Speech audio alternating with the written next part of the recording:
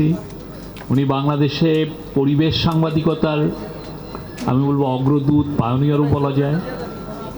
বাংলাদেশে গত শেখ হাসিনার ফ্যাসিস্ট রেজিমে যখন মানুষজন সাংবাদিকরা সত্য কথা ভুলে গিয়েছিলেন, উনি সত্য কথা বলতেন। ওইটাই মনে হতো যে ইটস অ্যান অ্যাক্ট অফ ডিফায়েন্স। ভয়াবহ রকমের উনি স্রোতের এগেনস্টে দাঁড়িয়ে উনি কথা বলছেন, সেই জন্য ওনাকে he has to pay lot of price.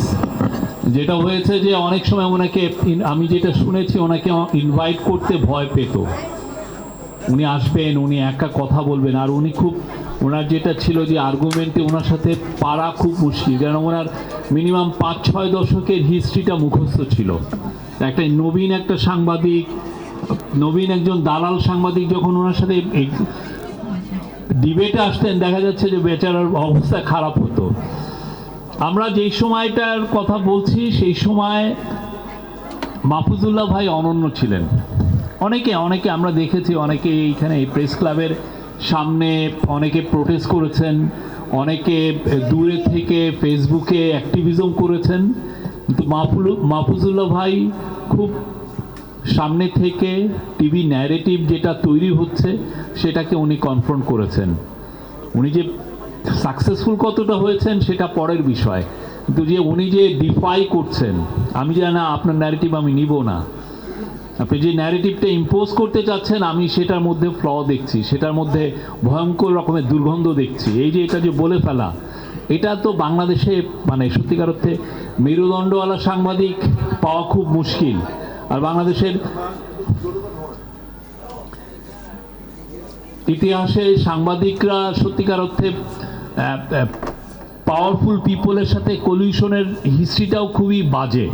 আপনারা দেখেছেন বছরের পর বছর সাংবাদিকরা ডিইউজে, বিএফইউজে, বিভিন্ন সাংবাদিকদের ওনারা লিডার হয়েছেন। একটা হয়তো একটা ভালো প্লট পাওয়া যাবে। আমি ইনকাম করে তো অত টাকা কামাতে পারবো না, আমার মেধা দিয়েও আমি সেই জায়গায় যেতে পারবো না। তো বেস্ট ওয়ে হচ্ছে যে দেখি না রুলিং পার্টির সাথে আমরা একটা দোসর রুলিং পার্টির কাছাকাছি আসি, এসে তার থেকে কিছু আদায় করা যায় না। আমি একজন সাংবাদিক লিডার, আমি শুনেছি উনি 150 কোটি টাকার সম্পত্তি করেছিলেন জাস্ট এইভাবে প্লটগুলো করে। তো সেই জায়গায় মাহফুজুল্লাহ ভাই ব্যতিক্রম ছিলেন। প্রথম থেকেই উনি, ওনার খুব চোজেন কিছু এরিয়া ছিল। উনি প্রথমত তো কমিউনিস্ট, উনি, আমি বলবো যে উনি কোল্ড ওয়ারের একটা সন্তান, যে কোল্ড ওয়ারটা ওনাকে শেপ করেছে। সেখান থেকে উনি বেরিয়ে এসে বাংলাদেশের পলিটিক্সকে উনি নির্মোহভাবে বিশ্লেষণ করেছেন। ওনার খালেদা জিয়ার উপর যে বইটা, ওনার লাস্ট যেটা বইটা, একটা মাস্টারফুল ওয়ার্ক। ওনার যে যেই শ্রমটা উনি দিয়েছেন এবং কখন উনি লিখেছেন, যখন যেই সময় খালেদা জিয়া তার যে কোর্টের যে উনি বক্তব্য, সেটা ছাপার কারণেই যাদেরকে যে সময় লোকজনকে অ্যারেস্ট করা হয়েছে, বিএনপির অ্যাক্টিভিস্টদেরকে অ্যারেস্ট করা হয়েছে, উনি খালেদা জিয়ার জীবনী সেই সময় লিখেছেন, ইংলিশে লিখেছেন। এবং উনি সেই সময় যে প্রেডিকশন করেছেন যে উনি আরও স্ট্রঙ্গার হয়ে ফিরে আসবেন খালেদা জিয়া, সেটা হয়েছে।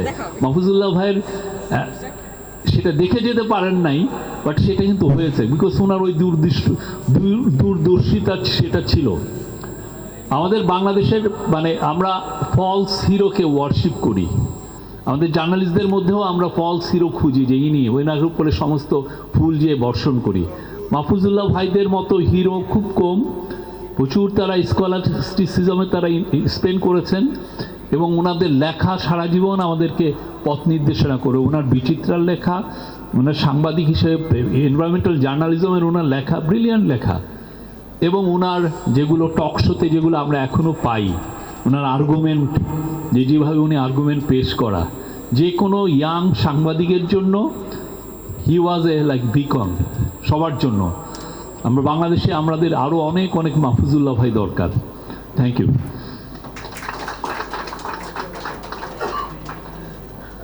ধন্যবাদ প্রেস সচিব জনাব